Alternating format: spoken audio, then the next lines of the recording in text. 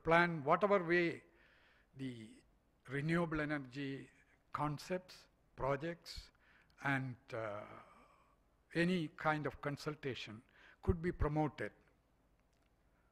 We don't actually ask for grants or donations. So we have actually, Ingcore itself is international non-governmental cooperation organization for renewable energy. We have been in several countries trying to intervene in promoting sustainable energy, and I would say today is a very lucky day for Trivandrum, for Kerala, for Ingcore, and all energy enthusiasts.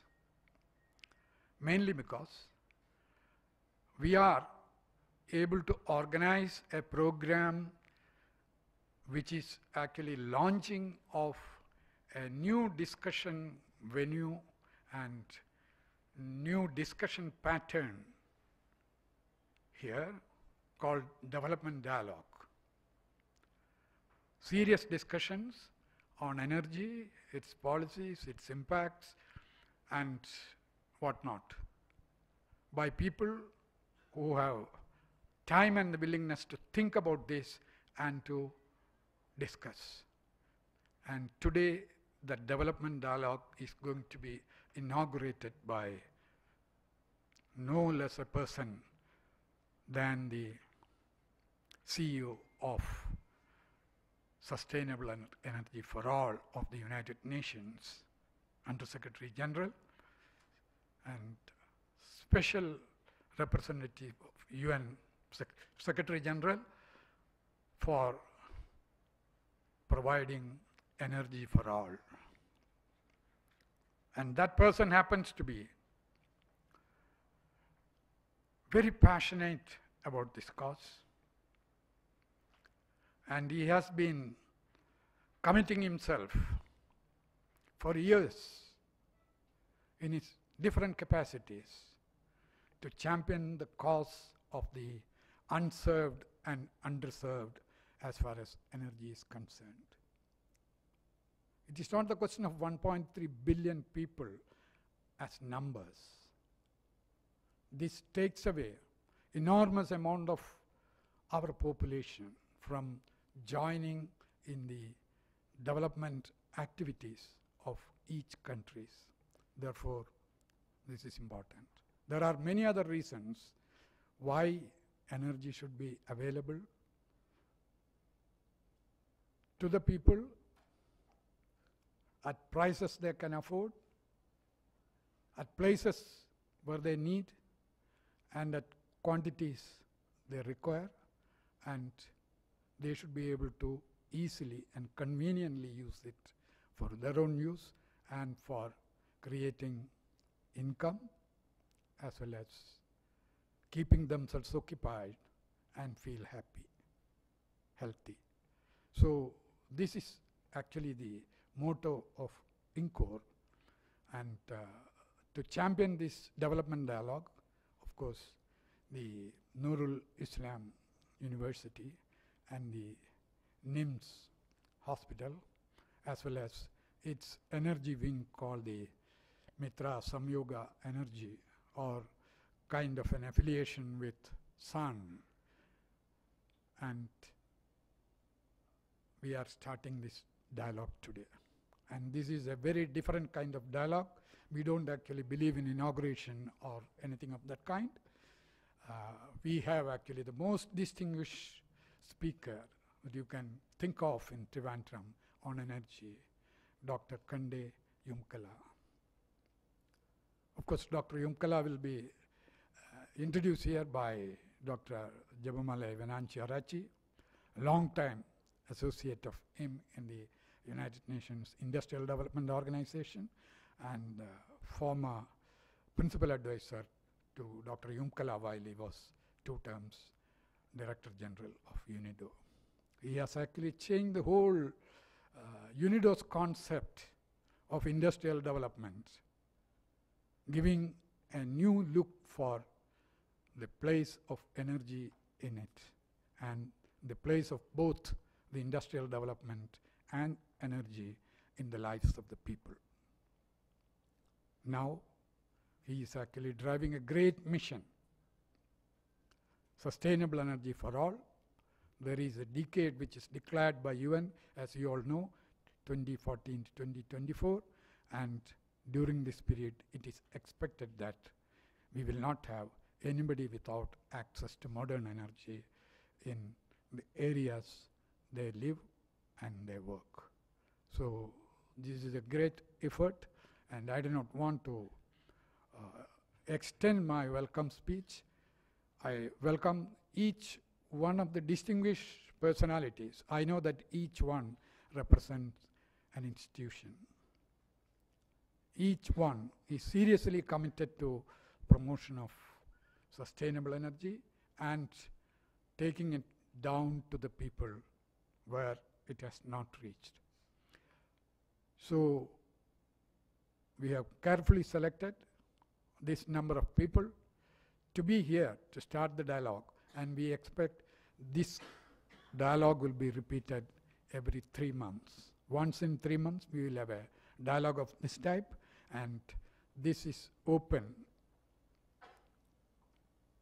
as a webcast, and many people from different parts of the world will be watching this, and at the end we will have a brief question answer session of around 20 minutes, during which, including those who are present here in the hall as well as those who are watching this from all over the world, will be able to interact with Dr. Ingcore.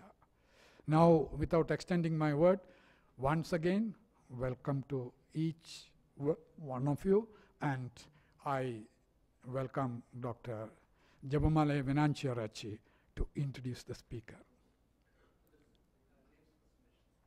Okay. Okay, after the presentation, the speaker will be introduced, and the Mitra Samyoga Energy will have a presentation, brief presentation on it.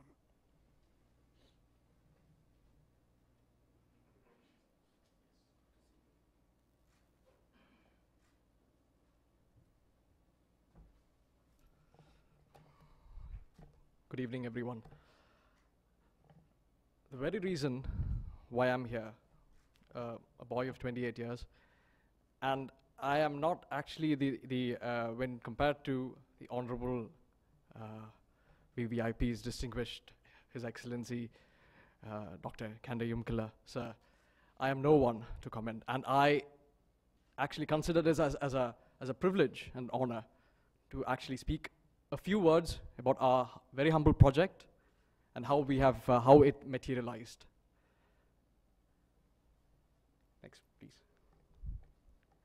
Mitra Samyoga is actually the energy wing of NIMS Education Trust. A few moons back, we realized the potential of tapping solar, bioenergy, hybrid energy, and we decided to go ahead and do something about it. And that is how Mitra Samyoga came into being. Mitra is in Indo-Iranian mythology, it is the god of light. And Samyoga means working together. So without teamwork in this world, nothing is possible. That is a fact. And the harder you work, the luckier you get. So we have a hospital in Niyattingara, which is a bit away from Trivandrum, a lovely city, a lovely town, I apologies. And we decided to reduce the current consumption, the power consumption of the hospital. So we had different ideas. We had, we had ideas, we had wind turbines coming in, we had solar, we had biomass. So after a lot of scrutiny, my boss, my guru, my mentor, Padma Vibhushan Dr. G. Madhavanaya sir, after a long consultation, we decided to go with solar energy, and we decided to actually convert our cardiac cath lab into green, using green energy. So all our procedures right now in our hospital is using green energy. We have, the project is for 500 kilowatt, half a megawatt. And the first phase was completed a few months back. And today was the final inspection. The final phase has started, and our distinguished VVIP, His Excellency Dr. Yumkele, so he inspected. I hope you are very happy with it. Not all, it was a humble attempt. Okay, so next please. So we have already, this is our vision. We want to reduce the carbon footprint, and we want to reduce the electricity. That is our aim. And we have developed such a technology, which is fairly simple, not very complex. And we want to get this out there. We want to actually, we would like to have the world adopt it. So we had so many challenges,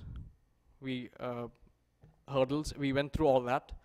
So finally, now we have something. Next, please. The technology is, we are not using any batteries. We don't have any storage, because all our cardiac procedures, like angiogram, cardiac interventions, apologies, are done during the day. So we have introduced a single phase inverter system to and 600 odd panels to convert the DC power to AC. And this is actually fed into the system, into FT10 we call it. It is our cath lab. The power requirement for that machine is around 130 kilowatt at peak. So now, on present day, we are actually producing nearly 220 watt, and this is expanding as we speak. To actually do something innovative, we wanted support, and all the media, we received a hand from all the walks of life. We are very grateful for that. And the uniqueness of this technology is even the last watt of power is utilized, and this is what we call a triple redundancy technology, because suppose if the solar power fails, it will automatically fail, as in during the evening when the voltage is very low, it will automatically switch over to our grid. And suppose if that fails, then it automatically switch over to the generator. So we will not have a powerless situation.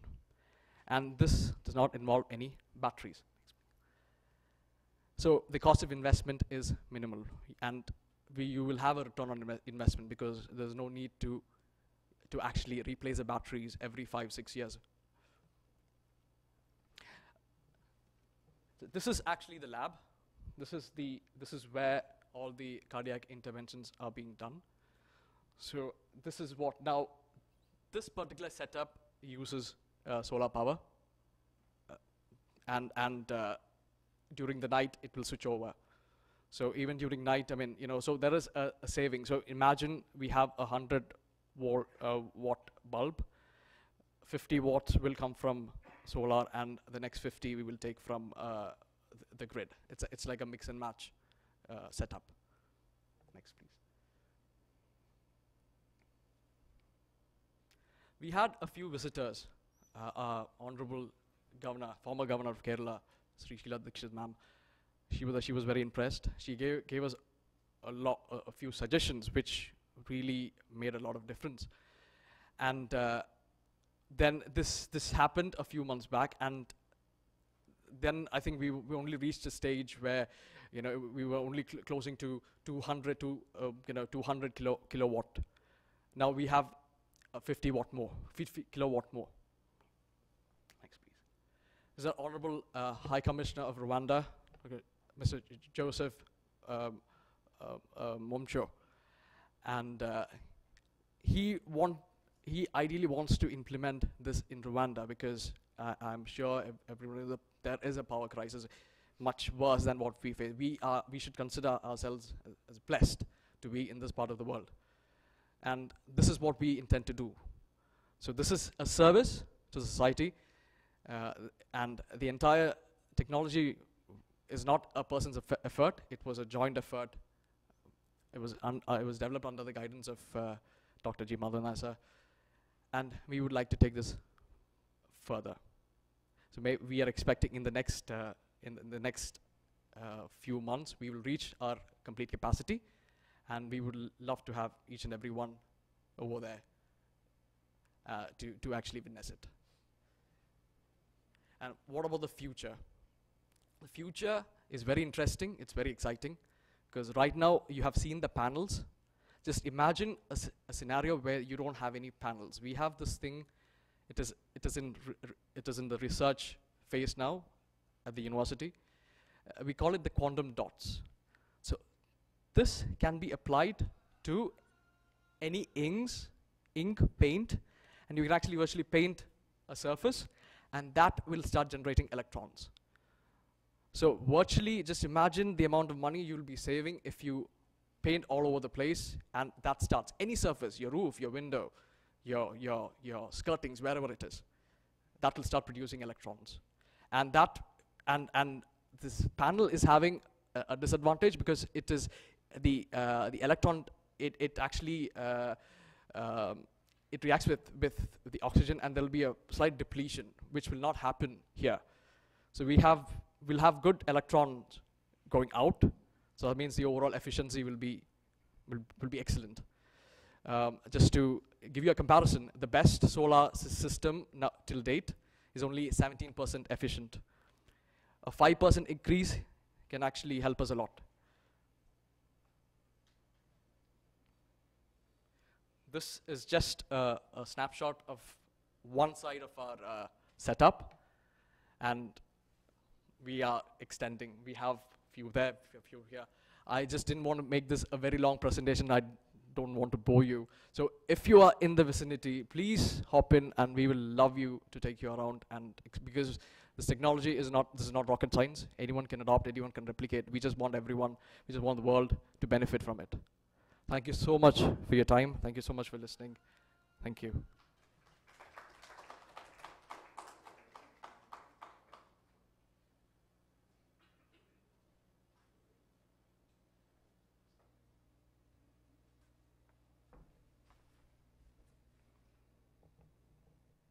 There is a slight change in the program.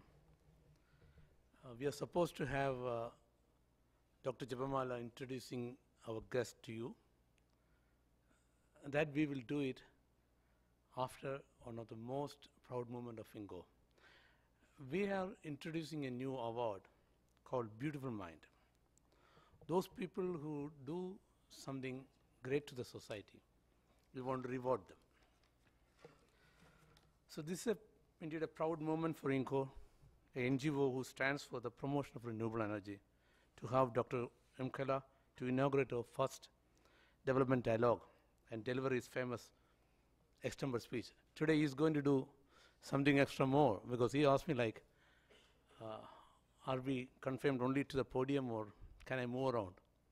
Because once you move around, a lot of thoughts will come out. Let us wait to hear that. Whenever we do environmental campaigns, we always say that this world is given to us by our future generations. They've given us a loan to us. So we had to give it back to them in the good condition, so that they can also use in the future. Now, as a shocking moment for all of us who are veterans in promoting renewable energy, we recently had a story. A 7th standard student ventured into our area and did much bigger than what most of us does. So I want to introduce M4 Subramaniam. First, let us hear a small video. Then I will introduce him.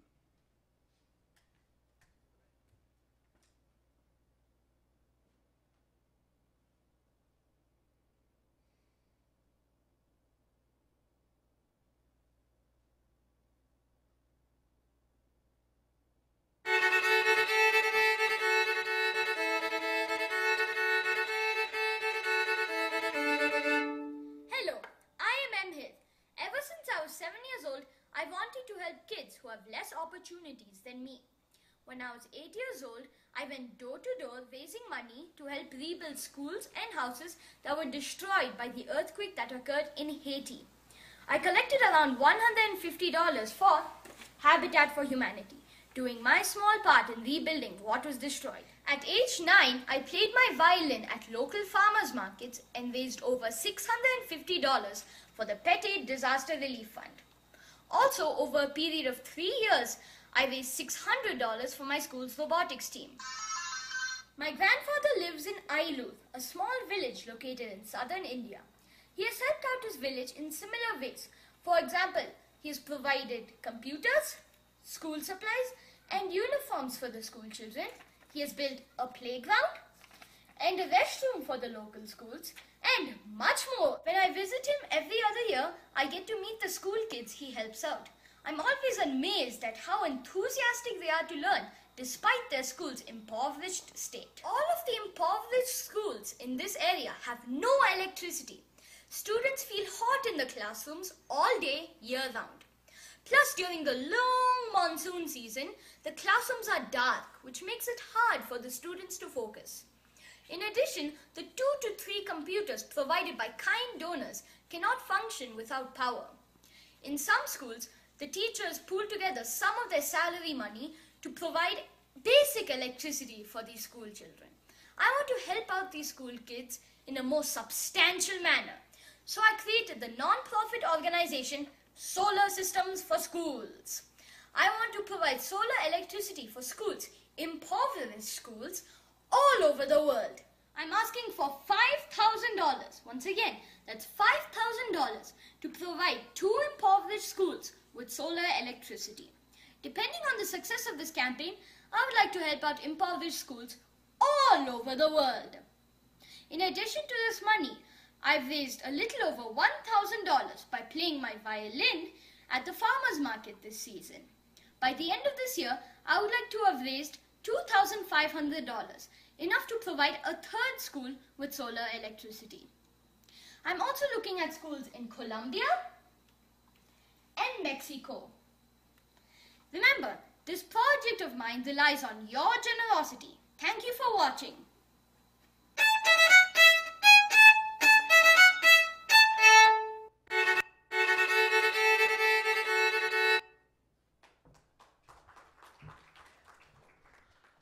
This boy needs a standing ovation. I think so.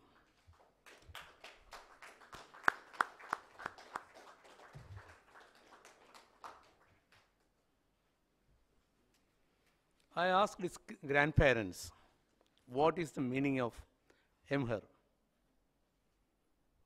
He said, it's a short form of emperor. It's truly, he is looking at that height. He will definitely reach there. Now, let me give a small brief on him before the awarding ceremony. He is currently studying in grade 7 at Challenge School, a magnet school for gifted and talented children located in Denver, Colorado, USA. He excels in maths, his favorite subjects, and geography. Came in the top 10 in the National Geography B contest at the state level. He is an ardent environmentalist. He has visited most of the 50 national parks in the US and qualified as a junior ranger at all the parks. In addition to playing violin, Western classical, he is a keen swimmer and a cyclist, always willing to help others. He has been raising money and supporting causes since he was 7 years old. Was declared as one of the best students in his school last year and was also adjudged as an Aura Scholar by the Mayor of Aura in 2013-2014.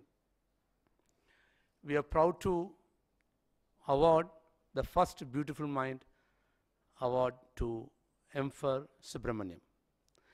Let me request Dr. Arachi to accompany the guest to the stage. Here. Dr. Kande. No, Dr. Kande. Okay. And Professor V.K. Damodaran to accompany Dr. Kande Umkala to the stage.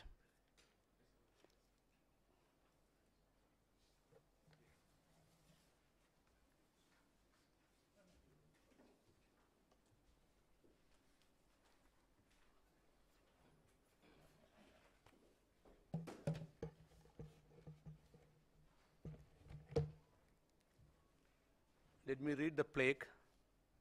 Ingcore, International Non-Governmental Cooperation Organization for Renewable Energy, wishes to congratulate and present a memento to Emperor Subramaniam for his beautiful mind that cares for the world through his innovative school solar project. Presented by Dr. Kande K. Umkala, UN Under-Secretary General, Chief, UN Mission on Sustainable Energy and all, Sustainable Energy for All, and Special Representative of the UN Secretary General. As an organization of professionals for promotion of renewable energy around the world, members of Ingcore appreciate and support his initiative and wish him all the best. This memento to Emperor Subramaniam is received by his grandparents, Colonel Retired Ganapati and Mrs. Meena Ganapati.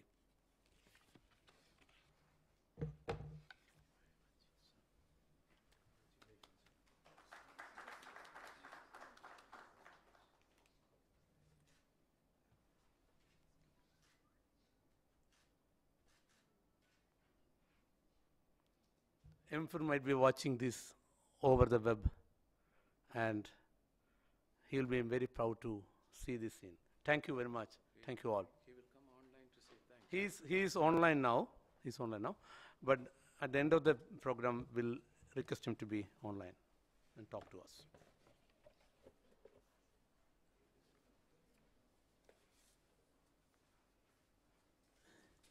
Now, let me request Dr. Jabamale Vinachi Arachi, former Principal Advisor of UNIDO, Director General, to introduce our guest.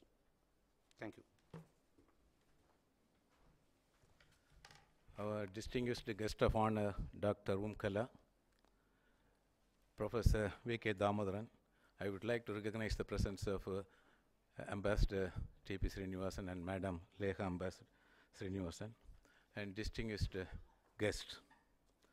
To be honest, I have a very difficult task. This is the 5th time I am introducing him within 2 days in different meetings. 3 meetings in Chennai and 2 meetings here. Every time I tried not to repeat it, though it was a different audience, but he was the one sitting and listening. So he should not get bored here. He will never come again, and particularly when I accompany him. So I thought, let me try to say something different. I scribbled something.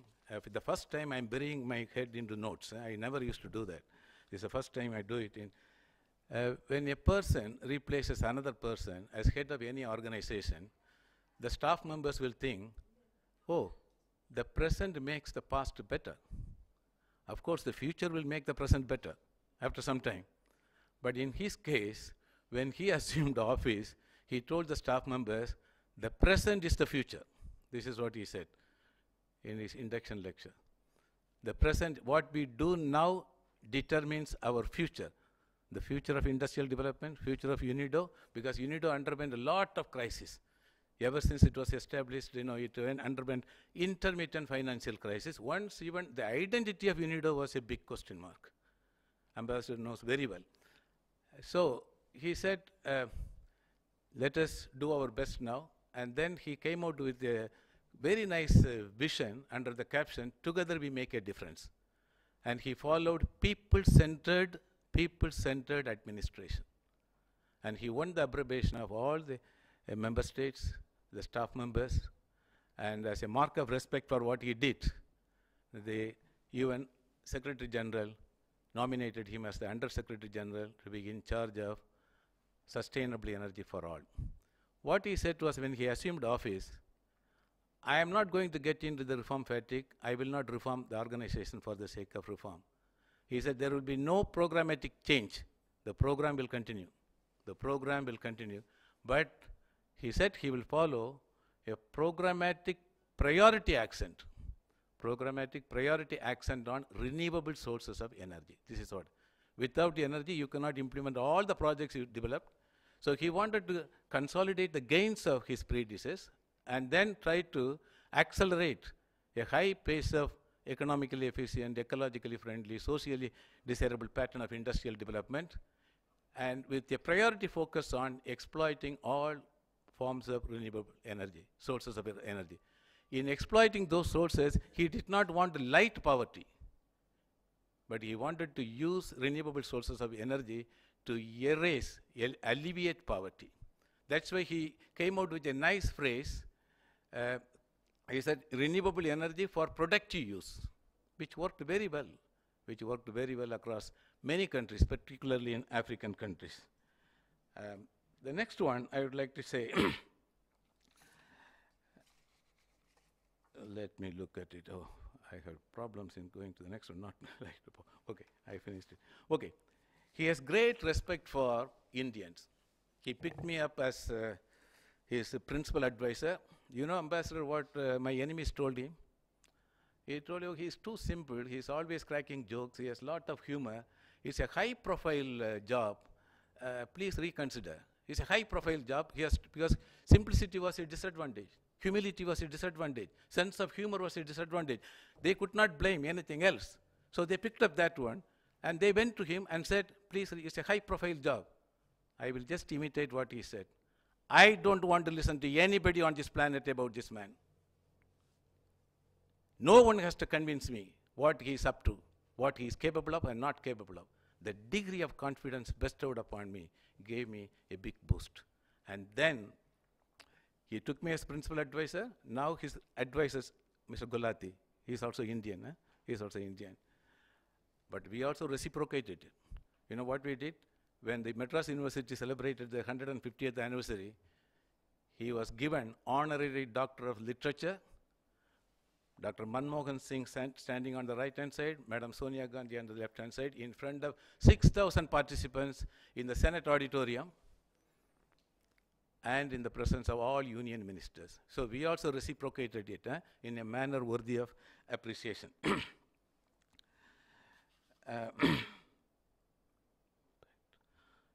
Okay. He always, I find in him a great sense of, he's an optimist, I would put it like this. He's really an optimist. Of course, pessimist is an optimist with experience. And he always made optimistic claims about the development potential of countries, particularly the African continent. Africa's main problem is to convert resource-based comparative advantages into competitiveness. You name any commodity, cotton, the cocoa, any name, it's a cotton tragedy, cocoa tragedy, diamond tragedy, gold tragedy, because they don't add value. Their problem is because of lack of skills and technical capabilities, they are not able to convert comparative advantages into But he said, you people always talk about this.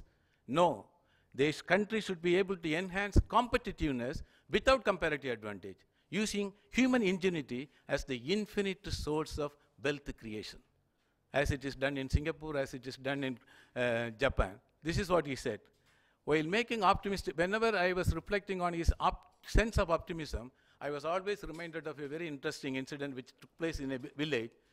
During the Sunday Mass, a priest, by slip of his tongue, instead of saying, Jesus Christ fed 5,000 persons with 5 loaves of bread, he said, by slip of his tongue, Jesus Christ fed 5 persons with 5,000 loaves of bread. He did not stop there. He said, who can do this? One guy got up and said, I can do this. The priest thought, he should be, an idiot, and he ignored him. And after the Mass, an old lady went to him and said, Father, you made this mistake.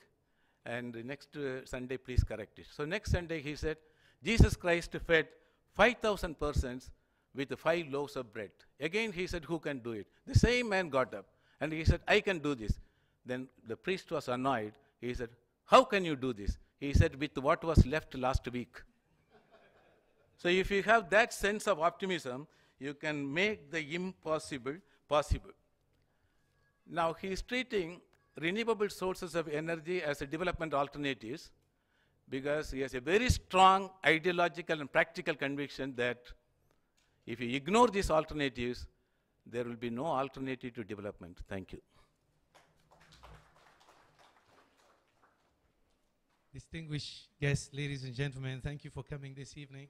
How many of you were in the presentation this morning? Quite a bit, so I don't want to bore them. How many of you are businessmen? How many of you are academics? How many of you are doctors? Well, how many of you are something else? I am told that I should facilitate a dialogue, so I will save you making any speeches. I should have said also, how many of you are diplomats or former diplomats? Only a few of us have that category here. Good to see you again, Ambassador.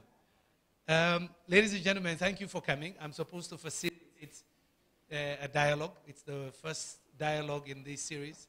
I want to congratulate our sponsors here, the Ingcore group, and also the Mitra Samyoga and NIMS. Thank you for organizing this. Nowadays in the UN, we talk about multi-stakeholder platforms, multi-stakeholder dialogues. The reason being, as we look at global challenges and problems, more and more we are convinced you need to bring together so many people if you want to really solve the problem in a holistic way.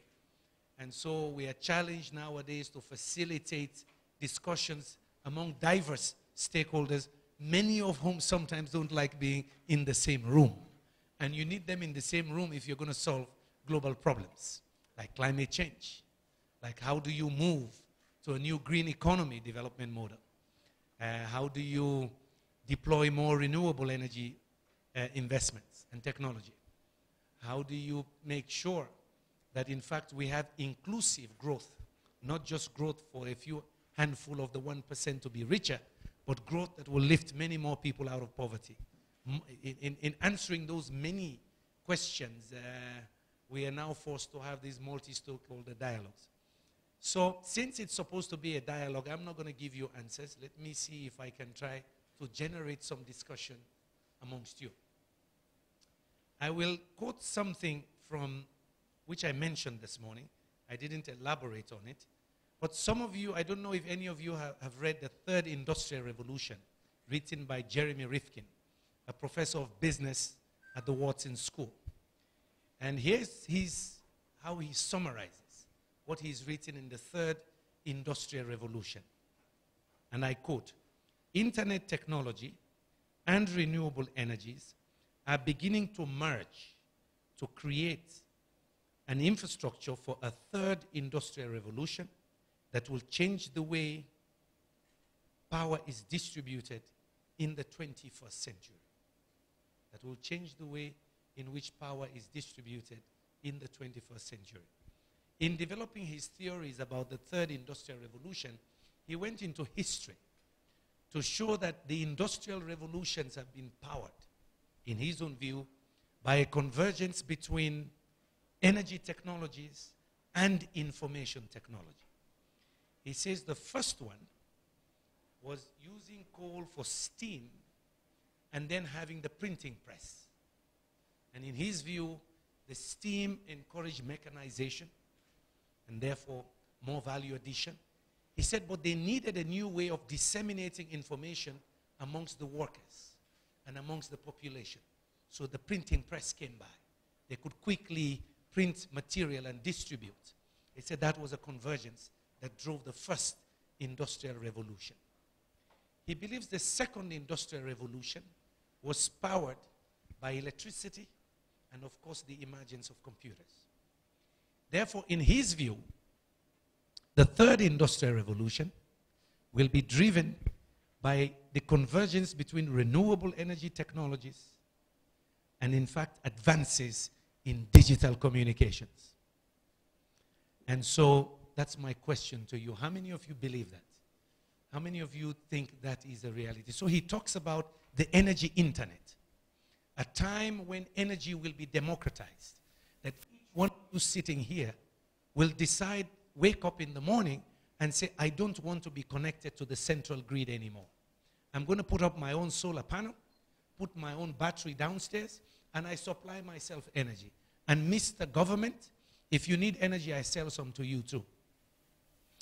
Better still, I'll also use an electric car and I'll charge it with my own energy system.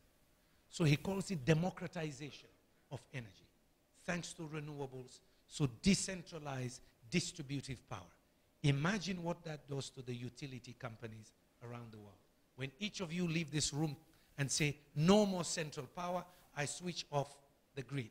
Now I'm my own power supplier. In fact, it is so real that now we discuss with the energy experts that consumers will become prosumers of energies. They consume, they're extra, they sell to the government in the grid. Now let me see. How many of you have I convinced that that will happen? Madam, do you think that future will come? It will come, and it is happening already. We ourselves have solar-powered our complete household, including the AC, the fridge, the microwave, and we don't depend on KSEB at all. And the difference I find is my microwave, which used to move very slow and sluggishly with KSEB connection, is now really going very fast with full heat, and my fans are moving very fast with the solar power.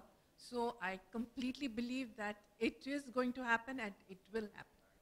One score for the energy revolution. Who does not think this is realistic? You're all renewable energy people. You're convinced already. But you see, I also saw that in the NIM today, at the hospital, what he just showed here. The young man, Mr. Nire, is telling us it is possible, so they've made that choice. They've made that plunge already. That now we integrate solar with the grid and with diesel, all in a seamless integration, and that's the future we believe could happen. Unfortunately, it's happening too slowly. We believe it could happen, but it is too slow. I'm hoping that many more will be doing this in the coming future. And we need to do it fast. Because based on all the studies, given what we're doing now, business as usual, we're approaching a 4 to 6 degree temperature rise by the end of the century. We continue to produce and use energy in a way that is, of course, threatening the whole planet. So, yes, it is possible, but we believe we should scale it up and we should deploy those technologies faster. But of course, there are barriers. But Jeremy goes even further. He goes even further. He says, then we may not need the big utilities, but if we need them, they need to change their own business plan as well. Because today their business plan is based on the fact that they have to sell more electricity. So some of us waste it anyway, but they're happy we pay the bills. How do they change their own business model to make profit not by using more energy, but by encouraging consumers to use less? That's one big challenge we have. Because remember, the model for almost 100 years is you produce centrally and you sell somewhere else. But with distributive, decentralized power, we're going to change that model, hopefully in the near future. But we need to move fast, because climate change is becoming even worse. Even some of those countries that committed that they will lower emissions did not do it. They increased it. And we need private cash. It's going to cost a lot of money to do this. Now, that's the other multi-million-dollar question. How do we incentivize the private guys to bring the cash in? I give you some numbers that we are looking at. In Sustainable Energy for All, we set one major goal, 3 targets. Achieving universal access to energy, sustainable energy for all, was our main goal. Within that, we set 3 targets. Universal access to energy, doubling the annual rate of improvement of energy efficiency, doubling the share of renewables, all by 2030. Connecting the 1.3 billion people that have no access to electricity by 2030. Improving energy efficiency by doubling the annual rate, and then doubling the share of renewables. We believe we should do all of this to stay within 2 degrees, but leave nobody in darkness. To do those 3, the World Bank, the International Energy Agency, have estimated for us that the world needs to invest $600 to $800 billion a year. How do we raise that money? Governments don't have that cash. The Indian government wants to eradicate energy poverty, I think in 5 years. That's the new plan. I'm so happy about that. Do you think they'll get the private sector to play ball, to join them in that? What would they need to do? You're the youngest in this room. I don't think there's anybody as young as you, Mr. Nire. How would you help your government achieve that target to have universal access to energy in the next 5 years? Do you think it's a vision that can be achieved? It is definitely possible. As the saying goes, necessity is the mother of invention. So we will do it. How? We will do it.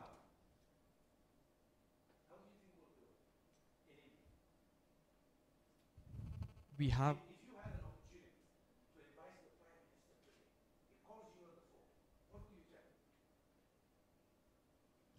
Active participation. Let's bring in everyone together under one roof, and let's just take a piece of paper and pen, and let's write some numbers, and let's see where we stand, and we'll take it from there onwards. But we have to start somewhere. But you are confident it can be done. Well, let me take one of the professors. Professor, do you think we can achieve this? You want to go next? I think, to me, lack of awareness is the problem.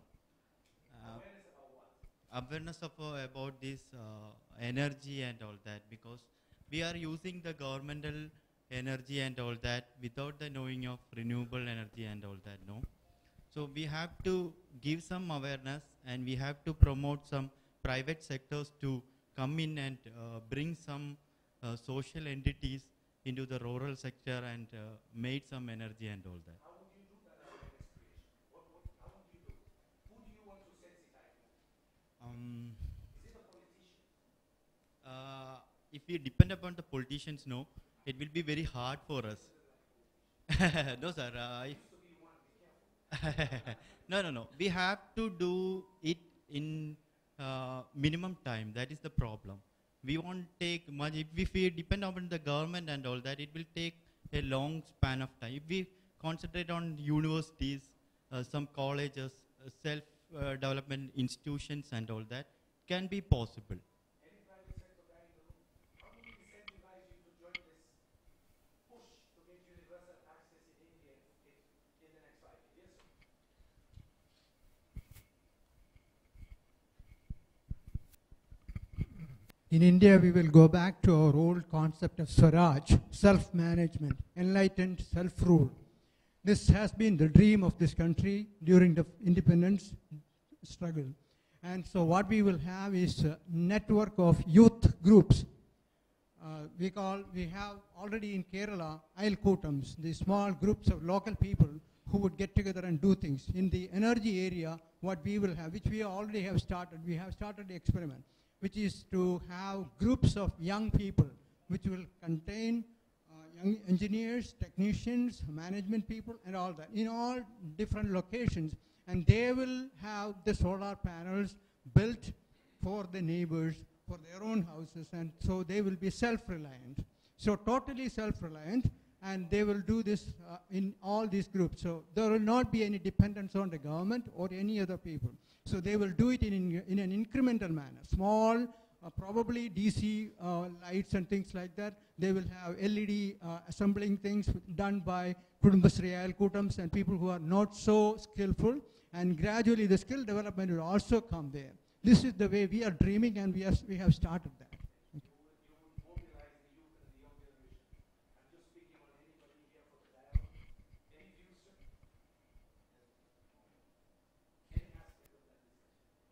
So I feel that it should be more consumer driven, so that we can involve the people to be more development minded, and so that in the centralized model we should be on a decentralized way, and we should be incentivize the consumers to be part of the system. We have to do all of the above. At the global level, what we are trying to do now is to create these public-private platforms in a real term. I give you an example.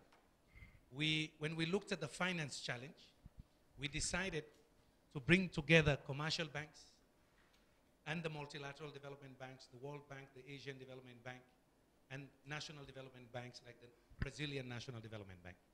So a private bank, Bank of America, in a group with development banks, which is not usual. We had to do that, and we put them together for about 8 months. The Secretary General and the President of the World Bank convened them, almost 20 of them, but led by the Bank of America, to develop instruments that we need to put in place if we're going to leverage private capital. And you might wonder, I mean, Bank of America by itself is a big bank. They may not need help from anybody, but the reality is they needed help. They needed these multilateral development banks if you want them to invest in developing countries to help with the risk mitigation. Private companies are scared to move into some of the new energy systems because they're worried that the governments will change policy in the middle of the game. What they call policy uncertainty, political risk. Remember, they borrow money to invest for 50 years. So they build a beautiful concentrated solar power plant. But after 5 years, the government changes. The new government comes and changes the policy. Meanwhile, they've borrowed. And it's happened in some countries. So for new energy systems, this political risk is worrying many companies to come in. They don't trust governments yet. That they're very committed to this, going in the long term.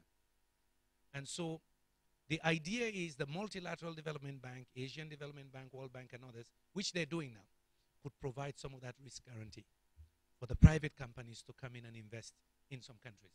But there are several risk mitigation instruments. My point is what? At the global level, we chose to bring these banks together. And we've just developed a plan to raise the first 120 billion. And Bank of America is going to raise the first 10. And then we'll leverage the rest from capital markets. So building these partnerships has to be deliberate. It's the same as the national level. India would have to do a similar plan. So get banks to be willing to lend to consumers if they want to move into energy efficiency, to have incentives if they want to switch to electric cars going forward, but maybe good research money as well to encourage both private and public research institutions to be the technology leaders. This is a huge market opportunity. And so this morning I was explaining that I believe India can lead that new green energy revolution. And this is why we like the plan of the Prime Minister. Putting an ambitious target that let's drive universal access to energy over the next 5 years to a decade. That's a huge market. You're looking at 300 or 350 million people to be given modern electricity. Depending on the choice of technology, if it is solar, distributed power, decentralized power, that's a huge market. Great opportunity for joint ventures. That's a guaranteed market. But how do you incentivize it? How do you encourage the big companies in India? It could even be telecoms company or equity fund managers to really look at this as a big market opportunity. It's going to be the next challenge going forward. And then decentralize that to the regions. But we said from the UN standpoint, we were very impressed. We want to join him and help him put this together. And we're trying to work with his team now to see how we can in fact use that as a model in other countries to say, hey, set an ambitious target, push for the legislation, and yes, build those integrated teams, including the youth, or create the awareness why this will benefit the country in the long run. And of course, I have a selfish interest why I want India to succeed in that. Because when that technology becomes cheap, I get it in Africa too. Because we've gotten other good things from India. So you can see my selfish interest, but since we live in a globalized world, India's success could be Africa's success too.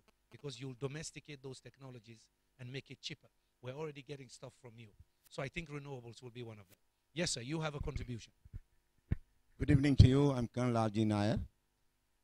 We are talking about renewable energy, not only of solar.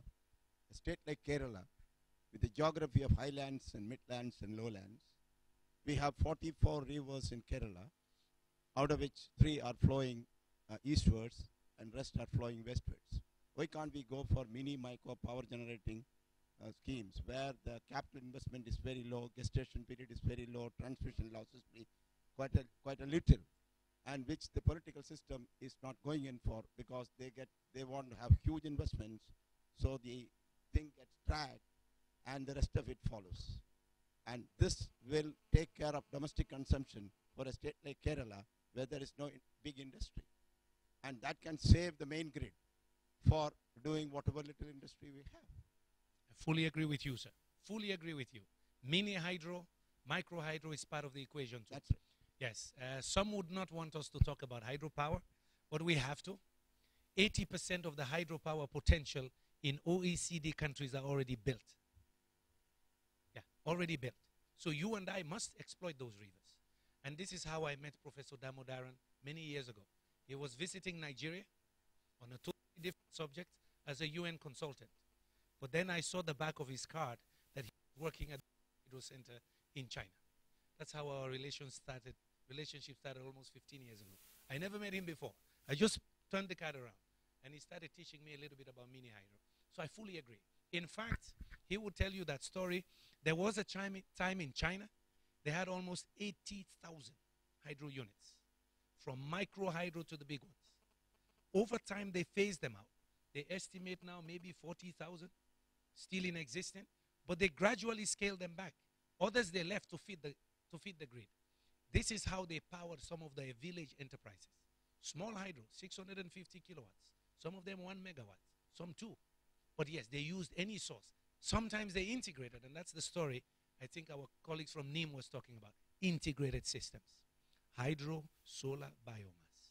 Today I heard another one, solar and also biogas. So I fully agree with you. In a state like this, we should look at that as well. It's also part of decentralized, distributive energy production. So I fully agree. But again, it has to be done sustainably, making sure that also we don't destroy the ecosystems. And that's the advantage of micro hydro or mini hydro. Less environmental footprint on the ecosystems. So I fully agree. Let me fast forward then. Another challenge we have, of course, is spreading prosperity. That's a challenge we have in the UN. We're looking at that as we look at the world. Globalization has helped many countries, including your own. You're trading much more now than you traded probably 20 years ago. But we think globalization is also leaving many people behind. You know, when we look at how well we've done in reducing poverty, yes, we did well in the Millennium Development Goals, but that was thanks to China and partly thanks to India. Many more people were lifted above $1 a day in China than anywhere else. So the numbers look good. But in my continent, poverty deepened. So as we look at globalization going forward, we talk more about inclusive growth these days. Inclusive and sustainable growth. Meaning it should be growth that is also fair. Growth that will spread prosperity for others. And this is where I also think about the African story. Some of you may not have heard me say this today. In 2050, we will be 2.2 billion. Probably the most populous continent. 2.2 billion Africans. Meaning we're adding another billion between now and 2050. We're sitting on most of the world's minerals. In my poor country, which is always ranked the poorest of the poor, we're either the last one or number 5 poorest or number 2. We have the 3rd largest deposit of iron ore. We just discovered oil and gas. So I say to people around the world, I know you want my minerals. I know you also want my oil and gas. But my children also deserve to live a good life, right? And when we are 2 billion, the world will not be safe. Another 1.5 billion poor people without electricity. That's not a fair world, is it? And today they took me to one of your business schools where the priests were pushing me to talk about ethics and morality to students, looking at their own future. So as we look at the world, the Secretary General and the President of the World Bank are putting a lot of emphasis on still poverty reduction and inclusive growth, lifting more people out as we take advantages of globalization and, of course, the economic opportunities that they bring. We worry. We worry that if more people are left behind without prosperity, without hope, the world will not be stable. When people lose hope, they do bad things, right? So here again is a challenge for you in business, you in public policy. How do we have policies that will encourage that kind of inclusive growth? Because my children and grandchildren have a right to ask questions of me. That did you just trade everything we had, natural resource wealth, and destroy the environment in our location, and now our population doubled? What will they do? So as we look at trade relationships around the world, we emphasize again fair trade, inclusive growth, but also the need for sustainability. We see some countries pushing sustainability in their national environment. When they come to Africa to do business, they forget all those standards. The environment is the last thing they think about, right? It's about profits. That's not a fair world. Unfortunately, we UN, we have to deal with that. I told the students today that on our platform in the UN, the Secretary General is dealing with all kinds of crises. And he has no privilege to choose between them. He has to deal with all. Political instability in one part, insurrection in another, the same time climate change, same time poverty deepening, unfair trade, injustice, human rights abuses. That's what we have to deal with on a daily basis. When I travel with the Secretary General and see him operate, just think about yourself. You move from one political crisis trying to negotiate peace, and then the next time you're talking about green growth and climate change. The man's schedule is full. When we have the General Assembly, sometimes the Secretary General has 130 appointments within 1 week to meet 130 heads of states. Different subjects. Some of them have domestic issues.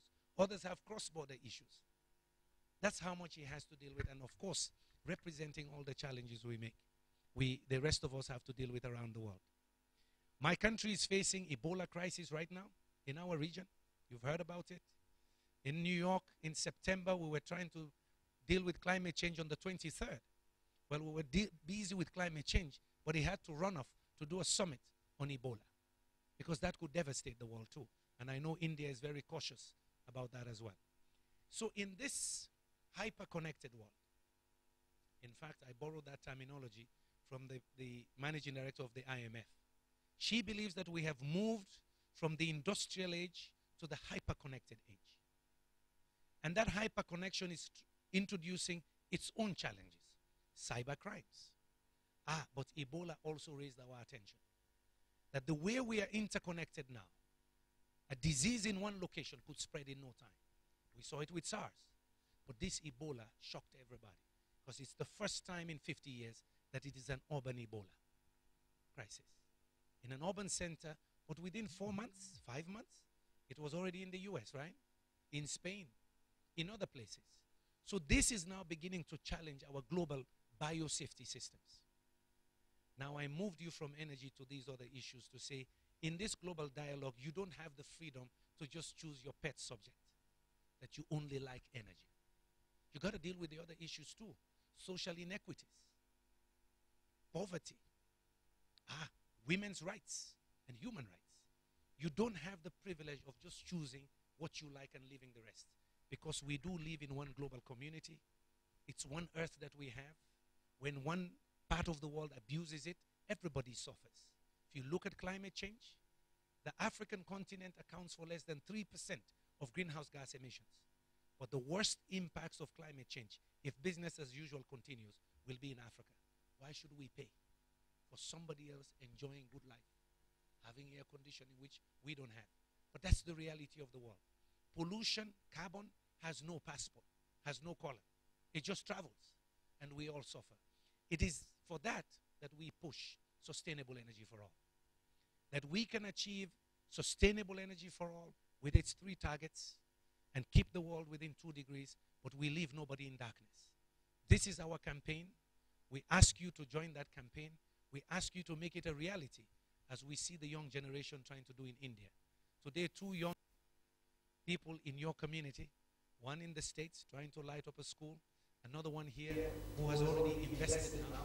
NIMS has already invested in electrifying their hospital with renewable. They're telling us it is possible. For us, the old folks, the question is, are we ready to take the hard decisions?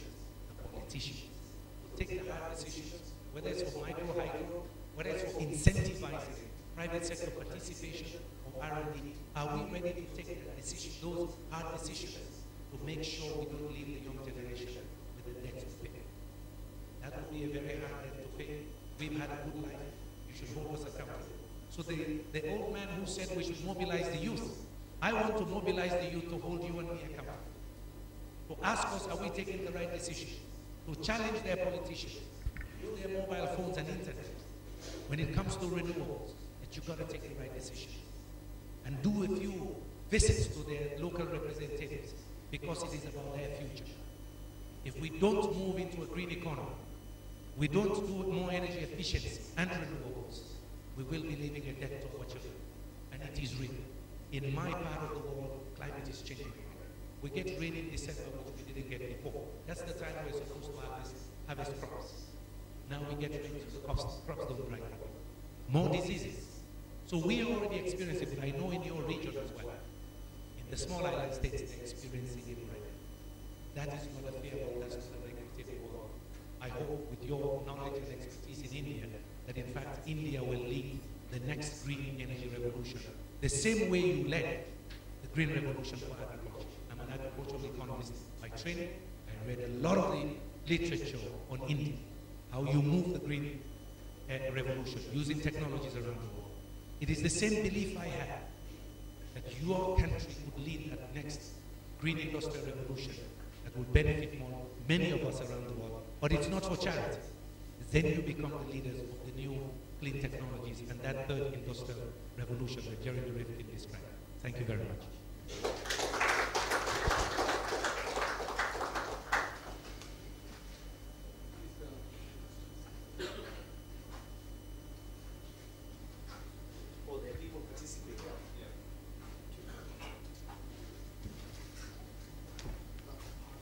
We have few participants abroad, the Skype and webinar. Mr. Ismaili, do you have any questions? If you have any questions, can you just type some text? Mr. Ismaili is from Iran. Gustavo is from Brazil. And who is from Africa? Alessandro from Accra. Now, I think we had a plan to have a question and answer section at the end, which Dr. Khande fast forwarded during his speech itself. So I don't think there is a room for a question and answer, or if you have any question and answer, it will be, we have time to do for maybe for 5-6 minutes. Is there any questions? Yeah. Mic is there? Okay. Mr. George Paul, IEEE strong volunteer, please. What I would like to, I'm George Paul. What I want to ask is, why this whole discussion about include solar thermal power? So this is a big gap. So thermal power possibly is phenomenal because the spectrum of the whole energy, sun energy, very little portion is being conducted by the solar panel, PV panel. But the thermal power possibility is partly neglected by governments, policymakers, everybody. It's a real problem. Because I can tell you one simple thing. Just like mini hydro, 5 megawatt and 10 megawatt solar thermal for peak power generated. That is, I'll explain the simple thing. Okay, we have already dishes for steam generation. So that same dishes can be adapted. A few of them together, oil, 400-degree thermal oil is heated, stored underneath in tanks. All technologies are available. And converted into steam, low pressure steam in the evening, run low pressure turbines are available. All technologies are available, it's supposed to just integrate. Tamil Nadu government twice publicized tender for 5 and 10 megawatt. Nobody responded. That's because big companies are not interested, just like microhydro. These are all small plants, but this can specifically work for 4 hours in the evening and meet the peak power. So this is a big possibility. If UN could take up the solar thermal, could give little more visibility and try to push it, it will be a big step. Thank you. CSP is coming up. Professor Damodaran says, I know there are a number of experiments, even in Morocco. There's a lot of work in Morocco now done on CSP. In Desert Tech is struggling to get financing, but they're doing Noor 1 and Noor 2 on their own. So there's a number of countries are beginning to look at it. We don't know if it will go up to bigger commercial scale, but I know it's big, it's on the table as well.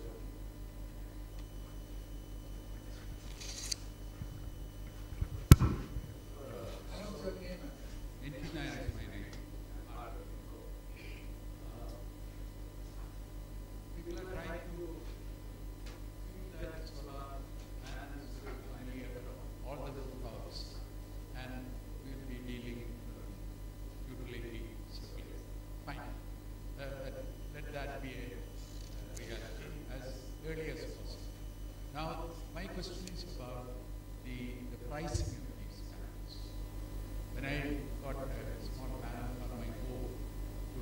run my inverter. I paid nearly $3, around about 180 rupees, Indian rupees. In a subsequent situation, I could get a panel for about $10, 60 rupees. But then I find that it stays there. Doesn't come. What's your recommendation? Two things could happen. Our researchers are capable of bringing out panels which are above 15% efficiency, which is the running rate now. Suppose it is 20 or 30, or somebody said the dollar, the per watt rate cannot come below half $1. Because silicon cost is going to stand. What is your considered opinion about price falling and reaching a level where all the small owners can migrate? What I hear from solar panel producers and some of the energy experts, they believe panel prices will drop significantly in the next decade. There's a lot of R&D still going on at different kinds of solar technology coming. I've been to Osaka, where it's not the Japanese company there that is experimenting, is not looking at crystal. They are moving into a technology that is a hybrid of LED. They're trying to adapt the technology they've used for LED lighting into glass to generate power. And they're betting on the future of that. So I know there's a lot of R&D, but what we want to do in the UN is even accelerate that decline even faster. And we remain optimistic because, again, thanks to China, solar PV prices themselves dropped almost 75% in the last 5-6 years. 75%, we were not expecting that too. So it means it is possible. Question is, can we accelerate it forward? In a discussion I was having with some experts at the World Economic Forum Global Agenda Council this past weekend in Dubai, again, we had sessions on renewables and the future of electricity. I'm part of that group. They showed us, some companies showed us graphs showing that battery technology, for example, gets a major decline every 5 years within the world. They had historical data. And they believe that can also be driven forward. So we remain optimistic. Where will the big break come? I don't know. We're hoping it's China. As I said here, I'm hoping with the target that Prime Minister has put forward, that in fact Indian R&D guys will be inspired to say, let us be the guys breaking that agreed parity. Let us be the country, meaning India, that will lower that cost significantly over time. And in fact, we're trying to put our money where our mouth is by generating a discussion on that in January. How do we simultaneously bring solar and battery storage prices down within a decade to achieve universal green parity? One of the things I have done over time is to put targets that will be possible for people and just motivate groups to work towards it, as we've done with the advocacy of sustainable energy for all. Now we're picking up this challenge as well. How do we drive down within a decade, build a coalition of countries and private companies to commit to driving the cost down of both solar, all forms of solar, not only crystallized solar, down and also actually cost storage. So it is ongoing. How soon I can't give it when that will happen. But we are optimistic. We have 2 questions online also. Rajat, can you read that question? One from Ismail from Iran. The first question is from Ismail. The question goes like this. You told that there have been some problems in the private companies to invest on renewable energy due to change in governmental policies. As I study on this matter for strong policy from the government, kindly give me some information of the countries who have strong policy and those who change the rules time to time. Well, the ones that have strong policy on this are obvious for many: Denmark, Sweden, Norway, Germany. They've had very strong policies encouraging renewables going forward. I don't want to name the countries that change too often. There are many of them. Either they change too often or they are just hesitant to take the bold decision. When we talk to bankers and private sector, they always say to us, when it comes to public policy, we want TLC, not tender loving care. Transparency, longevity, and credibility of public policy.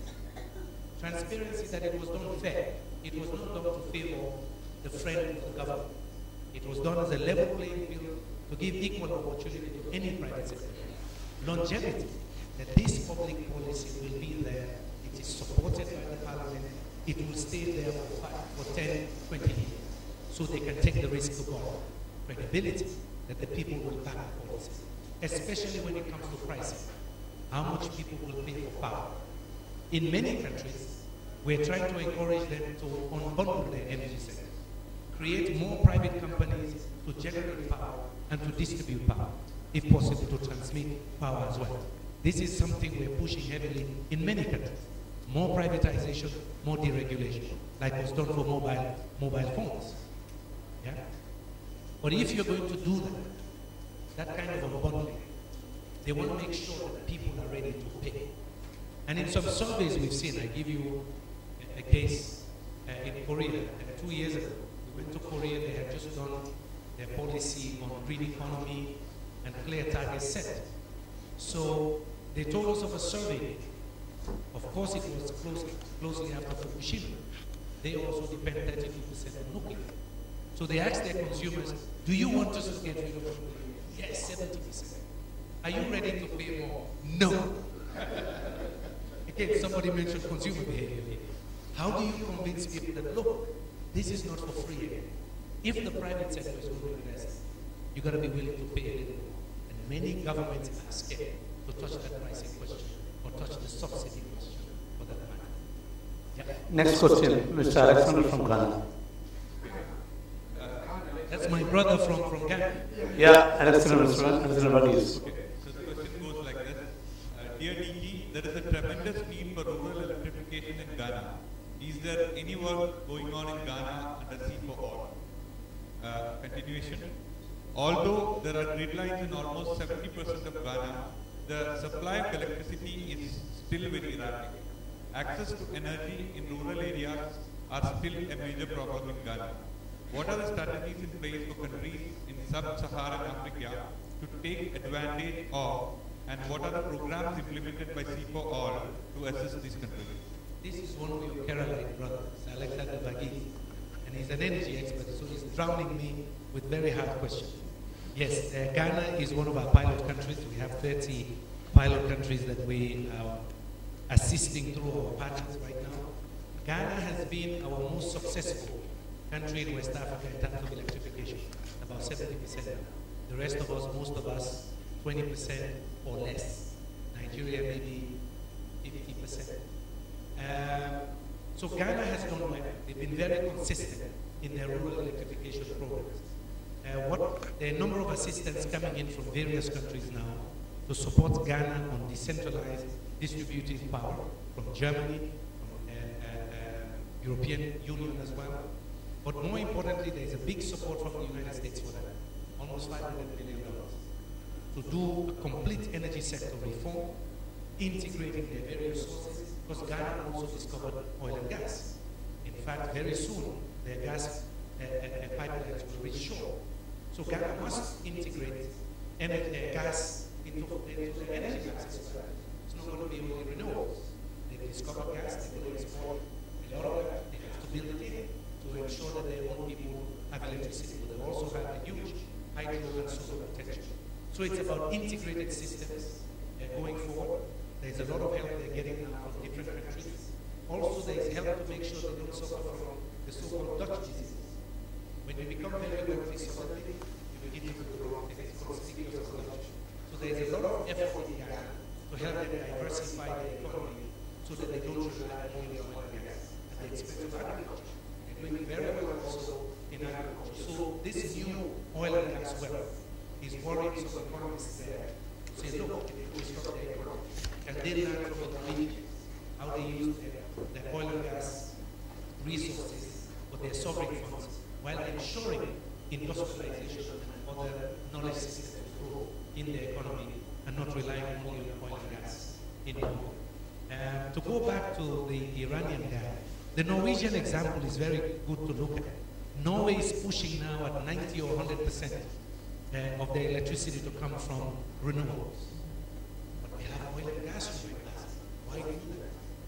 It's a commitment from the government. The country as well has suddenly just become very green in their psychology. They want to be more green. But it's also common sense. They discovered that they have a lot of wind power. So the idea is generate energy with wind and store it as water up in the mountains. And they can let it down and supply Germany in the day. But they also use solar PV and they don't have much solar. They are also on a per capita basis the biggest users of Tesla electric. So that is an oil and gas economy that is now driving towards renewables, and it makes sense they sell the gas to the rest of Europe and build their solar fund for the future generations of the US. Just smart economics, right? Saudi Arabia wants to do the same. Saudi Arabia is very aggressive on energy efficiency. They've established all the King Abdullah centers for renewables. Real aggressive. Why? I asked for the ambassador. God gave us the sun and the sky. It will not make sense if we don't use it. That's one of the biggest oil and gas producers. They're diversifying, going into renewables. This is what gives me hope. That when the renewables market begins to expand, and India joins that race, prices go down. We know from evidence bigger deployments that are helping those prices go down. The Chinese did not do it on their own. They pushed parity, yes, new technologies were also there for market. So it's that kind of collaboration more deployment that brings that solar technology can go down. By the way, I talked a lot about solar, but I'm also for wind. Hydro I mentioned. Makes sense. Biomass. So integrated system, Brazilians are also very aggressive in all of these technologies because they want to live. I think it is, everybody is getting hungry. There are good food ready for everybody outside. But before that, we want to give a small memento to Dr. Kandeyamkala. This memento is from Art Can Care. Art Can Care is an NGO, similar like Ingcore. Art for Cancer Care. They are selling Gandhiji. They are selling Gandhiji in all sense. His paintings as well as his teachings. So, let me ask Professor V.K. Damodaran to give away this memento. The behind it is written, a Gandhiji's quote is there. Earth provides enough to satisfy every man's needs, but not every man's greed. Mahatma Gandhi.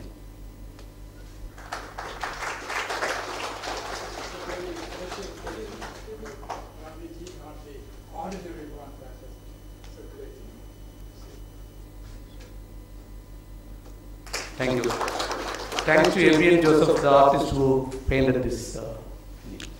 So, for the conclusion, every meeting we have a vote of thanks. But before I go to that, because in all the meetings, we always used to promote Excluding Knowledge Line magazine. 10 years, so many subscribers, but not enough.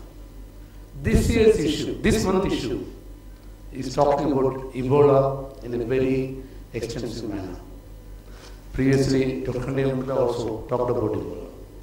Let me invite C.N.T. Nair, editor of, chief editor and publisher of Excluding Knowledge Line, and the founder pillar of Ingcore to propose a vote of thanks.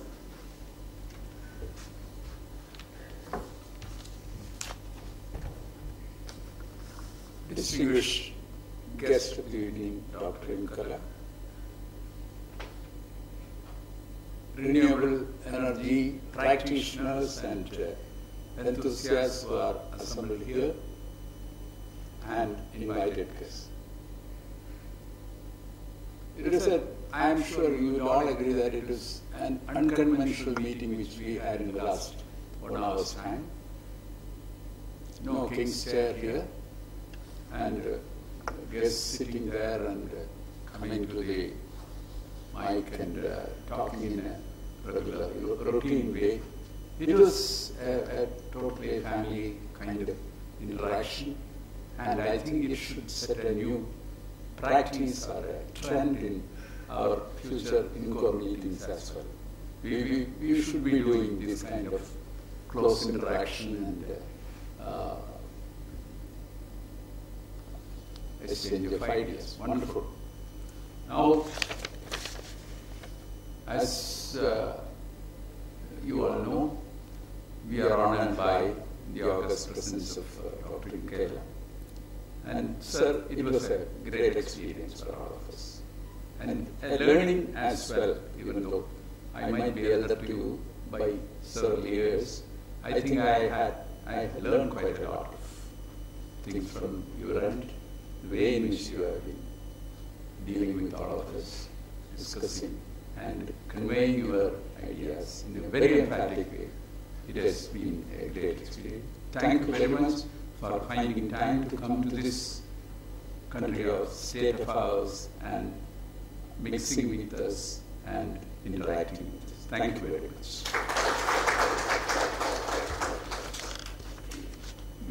This evening's program is sponsored by NIMS and the so-called Mitra Samyoga Energy Project, and we are very much thankful to our Neera Ramchandran representing this group. And thank you very much for giving a presentation, telling us what your plans are. And it's also probably the first hospital in the country to go for a totally renewable Asia, totally new way of looking at things and showing that it is possible. Operations can be done with the help of renewable energy. Wonderful. And all the best. Let it be, again, another trend for others to follow. Thank you very much, the organization. Now, two great people were behind this initiative, Professor V.K. Damodaran and Dr. Araj. And we were definitely their guidance and their planning did all the trick, and it was wonderful. And the third industrial revolution was on display when you were talking to our Mr. Alexander, who was in Ghana. Internet was on play and on display here. So what you mentioned in the morning, I went back at home and had a look at the review of the book that Third Industrial Revolution is. Great. And we have been able to show that in this thing because we could interact with people sitting in different corners of the world. Great. Let that industrial revolution be the guiding factor for all of us. Now, so we have also our grandparents of the young boy in US. Thank you very much, sirs, madam, for finding time to spend with all of us. Thank you very much. And dinner is already outside.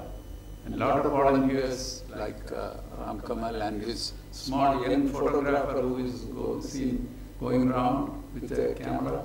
It's a wonderful experience for all of us. And thank you very much, every one of you, for finding time to be with us and taking part in this, not as passive onlookers, but as active people involving in the discussions.